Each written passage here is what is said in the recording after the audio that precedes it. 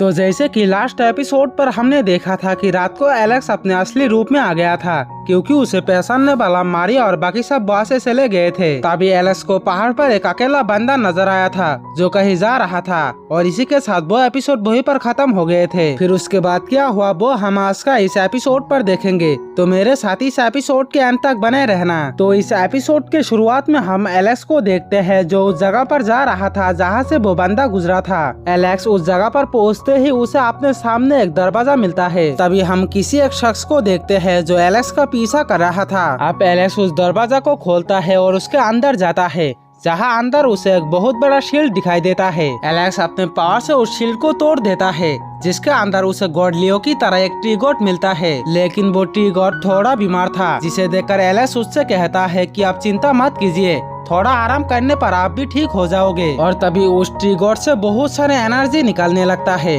जो कल्टीवेशन के लिए बहुत ही अच्छा था। ये देखकर एलेक्स वही बैठ जाता है और मेडिटेट करने लगता है, लेकिन मेडिटेट करने के बाद भी एलेक्स को समझ में नहीं आ रहा था कि वो मास्टर शैन के वो दिए हुए ट्रेजर स्टोन को कैसे यूज करेगा। और तभी वो ट्री गॉड एलेक्स को कुछ इशारा देता है जिसे देखकर एलेक्स सब कुछ समझ जाता है और उस ट्रेजर बोन को कंज्यूम कर लेता है। एलेक्स उस ट्री गॉड को शुक्रिया देकर वहाँ से वापस लौटने लगता है, पर जैसे ही वो उस दरवाजा को खोलकर बाहर आता है तभी एक इंसान की आत्मा उसके पीछे पड़ जाता है जो पहले से ही उसका पीछा कर रहा था, जिसके सर पर किसी ने तलवार घुसा दिया था जो देखने में काफी डरावना लग रहा था। वो आत्मा एलेक्स को काफी तंग करता है और उससे अपना तलवार मांगता है। उस आत्मा को देखकर एलेक्स और सैम काफी डर जाता है और जैसे तैसे करके वो दोनों वहाँ से वापस भाग आता है। अगले दिन एलेक्स जब ट्रेनिंग करता है तब वो आत्मा फिर से वहाँ आता है और एलेक्स से अपना तलवार मांगने लगता है। एलेक्स उससे अपना पीछा छुड़ाने की काफी कोशिश करता है पर वो आत्मा एलेक्स का पीछा छोड़ने का नाम ही नहीं लेता, जिससे परेशान होकर एलेक्स लियांग के पास जाता है और उसे बताता है कि मेरे पीछे एक आत्मा पड़ा है जो मुझे काफी परेशान करता है।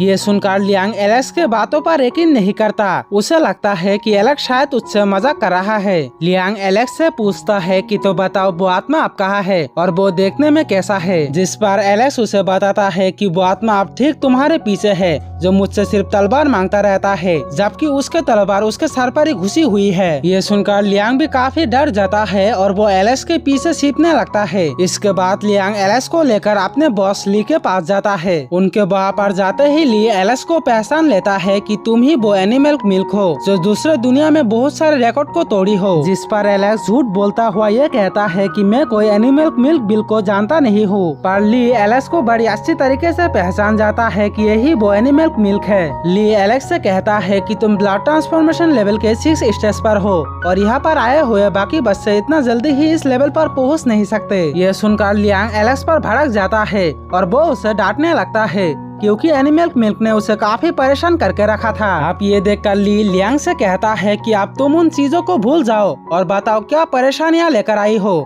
जिस पर एलेक्स कहता है कि एक आत्मा मेरे पीछे पड़ी है जो मुझसे सिर्फ अपना तलवार मांगता रहता है जबकि उसके तलवार उसके सर पर ही घुसी हुई है। ये सुनकर ली एलेक्स को बताता है कि उसके सर पर जो तलवार घुसी हुई है वो उसके नहीं बल्कि उसके दुश्मन का है। उसके असली तलवार बैदुआन नाम के एक माउंटेन पर है जो माउंटेन काफी खतरनाक है जिसमें सिर्फ खून और आंसू ही मिलता है, और इसीलिए वो आत्मा एक ऐसा शख्स को ढूंढ रहा था जो उसके उस तलवार को उस माउंटेन से ले आ सके। वो आत्मा हर किसी को नजर नहीं आता, वो आत्मा सिर्फ उसी को नजर आता है जो उसके इस काम को कर सकता है, और इसीलिए उस आत्मा ने तुम्हें सुना क्योंकि तुम में वो क्षमता है जो उस तलवार को उस खतरनाक माउंटेन से ले आ सकता है। पर एलेक्स इसके लिए मना कर देता है कि वो तलवार लेने उस माउंटेन पर नहीं जाएगा, जिस पर ली कहता है कि अगर तुम उस आत्मा के काम नहीं करा तो वो आत्मा तुम्हारा पीछा नहीं छोड़ेगा, साथ ही उसे मुक्ति भी नहीं मिलेगा। ये सुनकर एलेक्स ली के बात मान जाता है और उस आत्मा के लिए उसके तलवार को बैदुआन माउंटेन से ले आने के लिए राजी हो जाता है। अब ये देखकर ली एलेक्स से कहता है कि उस माउंटेन पर जाने से पहले तुम्हें अपने कल्टीवेशन लेवल को बढ़ाना होगा। इसके लिए कल तुम्हें मेरे एक दोस्त के पास जाना होगा जो तुम्हें एक स्पेशल टेक्निक सिखाएंगे। अगले अगले दिन एलेक्स ली के उस दोस्त के पास जाता है जिसका नाम जेफ था, जो बहुत देर से मेडिटेट कर रहा था। जिससे बोर होकर एलेक्स उससे पूछता है कि आप मुझे स्पेशल टेक्निक कब सिखाएंगे, जिस पर जेफ कहता है कि उससे पहले तुम्हें मेरे गार्डन पर पानी देना होगा।